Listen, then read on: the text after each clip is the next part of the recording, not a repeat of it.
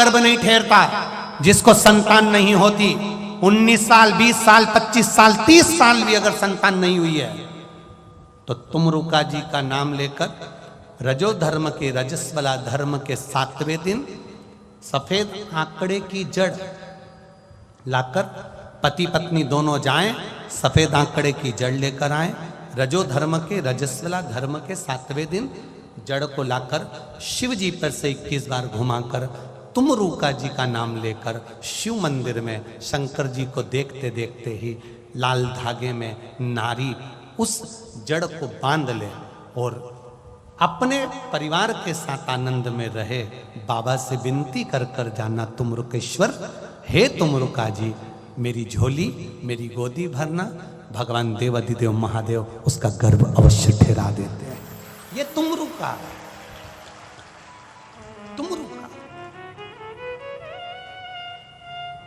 बच्चा निमोनिया हो गया, श्वास की तकलीफ हो गई, रोगीला हो गया, कमजोर की कमजोर, वो पनप ही नहीं रहा, बच्चे की उन्नति नहीं हो रही शरीर से।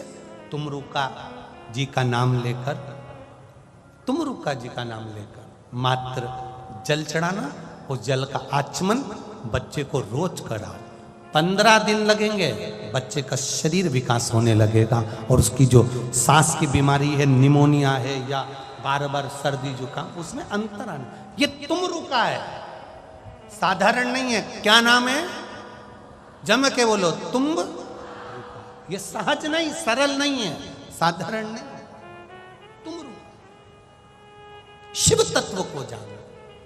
कथा कही, भगवान शिव महापुराण कर रही है, शंकर की कथा कर रही है।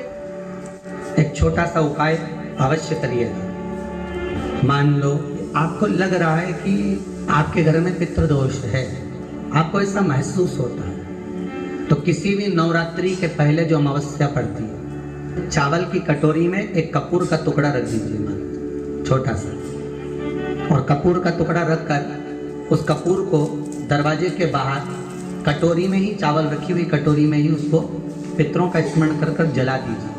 और जलाने के बाद उस चावल को कहीं भी किसी भी वृक्ष की छांव में पक्षियों के लिए डाल दीजिए। शिव महापुराण की कथा कहती है, अगर मान लो पितृ आपको कष्ट दे रहे हैं, पितृ आपको तकलीफ दे रहे हैं, कोई काम नहीं होने दे रहे हैं, या कहीं आपको ऐसा लगता है कि पितरों का दोष है, तो वो पितृदोष देवी, अब ये जो आप करेंगे, ये कब कर रहे हैं? अमावस्या के दिन आप उसको रख रहे हैं। अमावस्या के दिन उसको रखकर रात भर आपने रखा कपूर के साथ में, सुबह एकम पड़ गई, नवरात्रि लग गई, उसी दिन उसको जलाकर आपने पटक दिया। अर्थात उससे देवी और पितृ इन दोनों का आशीर्वाद जो प्राप्त होता है, तो घर में से पितृदोष समाप्त होकर लक्ष्मी की वृद्धि प्रारंभ हो जाती। और नवरात्रि में भी देवी की आराधना का एक स्मरण का सुख है महाराज। ज्योत का विधान है, नवरात्रि में देवी की ज्योत लगती है, अखंड ज्योति लगती है, जवारे बुआए जाते हैं, कलश लगता है। ज्योत का भी विधान है। जिसके यहाँ दिया अखंड जलाया जाता है, अगर वो दिए की लो, दिए की बाती अगर दक्षिण दिशा की होती है, तो उसके घर में साल भर में एक घात जरूर होती है।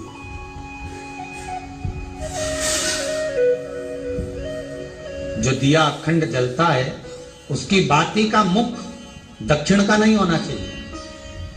अगर आपने देवी भागवत का स्मरण कराओ, देवी भागवत को अगर सुना हो, तो देवी भागवत में स्पष्ट किया गया कि पूर्व की ओर मुख करा हुआ दिया, अर्थात पूर्व की ओर ज्योत जो जलाई जाती है, वो संपदा की वृद्धि करती है। पश्चिम की ओर मुख कर कर जो ज्योत लगाई जाती है महाराज, वो वैभव को देती है। और उत्तर की ओर जो मुख कर कर ज्योत जलाई जाती है, उत्तर की ओर जो ज्योत का मुख रहता है, वो आयु की वृद्धि करती है, घर में अकाल मौत को रोकती है।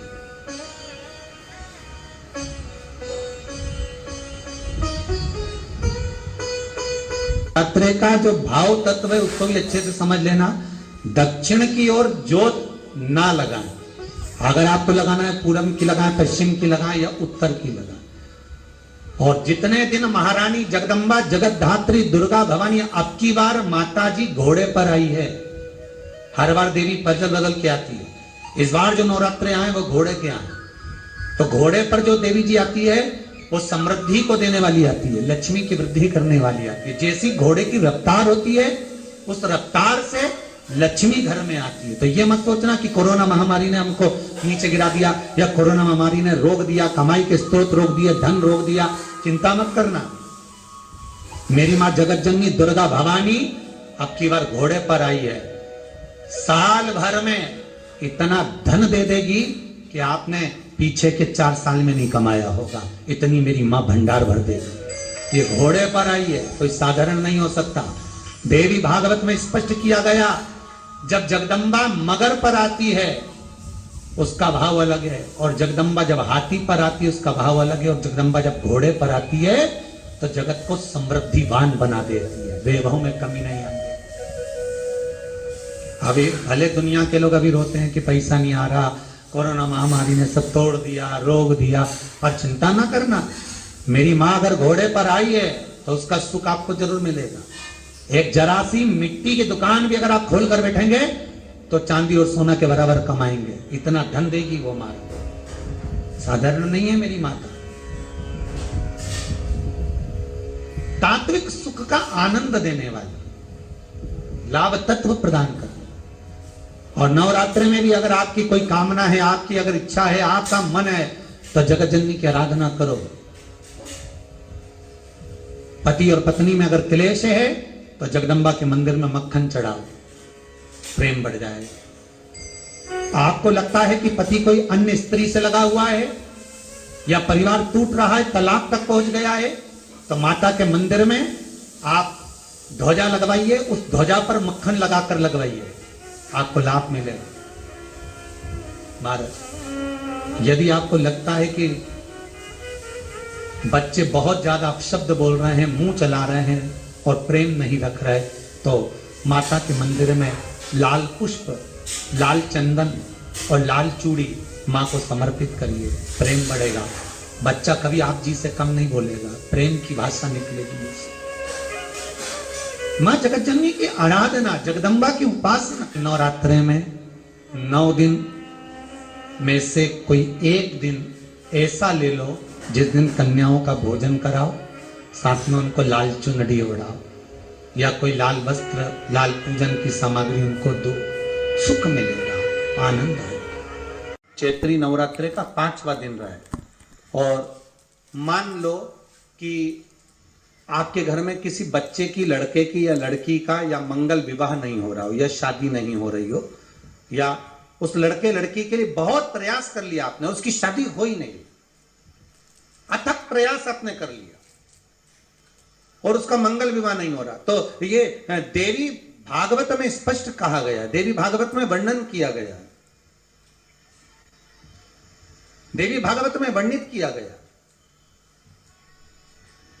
और देवी भागवत में कहा गया कि आम का जो पत्ते होते हैं, आम का जो पत्ता होता है, आम का जो पल्लव होता है, उस आम के पत्ते पर हल्दी और सिंदूर,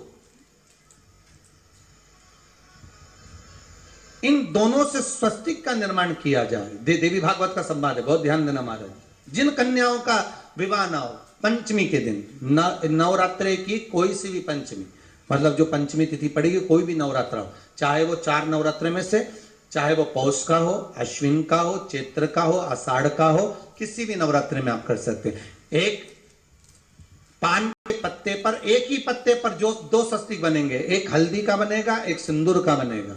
बस अंतर इतना है, जो हल्दी का स्वस्तिक है उस पर कंकु के चावल, अर्थात रौली के चावल, रोली कुंकू के चावल रखना है, और जो सिंदूर का है उस पे हल्दी के चावल रखना। इतना रखकर जिस लड़का लड़की का विवाह नहीं होता उसकी हथेली पर रखकर उसका नाम और गोत्र बोलकर महाराज उसको ले जाकर नीम के पेड़ के नीचे उसको रख दिया जाता है। मात्र 3.5 या 4 महीने ऐसे रहते हैं जिसके अंदर उस लड़का लड़की का विवाह पक्का हो जाता है। जिसका विवाह नहीं होता केवल उसी के लिए यज्ञ का धुआं तरंगता देता। कभी मौका मिले हम तो कहेंगे हर घर में प्रत्येक घर में महीने में 2 महीने में एक बार तो तुम धूप छोड़ी दिया करो, या यज्ञ करी लिया करो। एक थोड़ा सा यज्ञ पूजन, थोड़ी सी कंडा जलाया, गोबरी जलाई, घी शक्कर लिया, छोड़ दिया, भगवान के नाम का ही छोड़ दो। जरूरी नहीं है कि तुम्हें कुछ मांगना ही है, उसलिए छोड़ो भगवान का, प्रभु शिव कहकर ही छोड़ दो, नारायण कहकर ही छोड़ दो, राम कहकर ही छोड़ दो, कृष्ण कहकर ही छोड़ दो, उसको दे दो।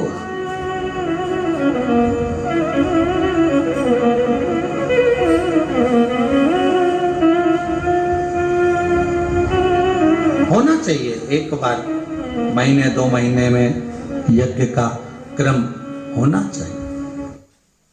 महीने 2 महीने में घर में अगर कोई रुद्राक्ष रखा हो, उस रुद्राक्ष को पानी में डालकर पूरे घर में छींटना चाहिए महीने 2 महीने। क्यों?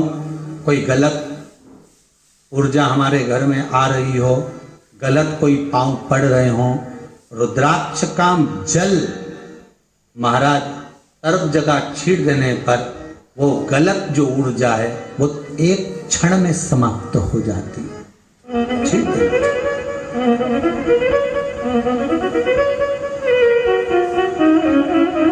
रुद्राक्ष नहीं हो तो शंख का जल छीटो। हमारे यहाँ तो आज भी हिंदू धर्म में नियम है, आरती के बाद शंख का पानी जल छीटा जाता है।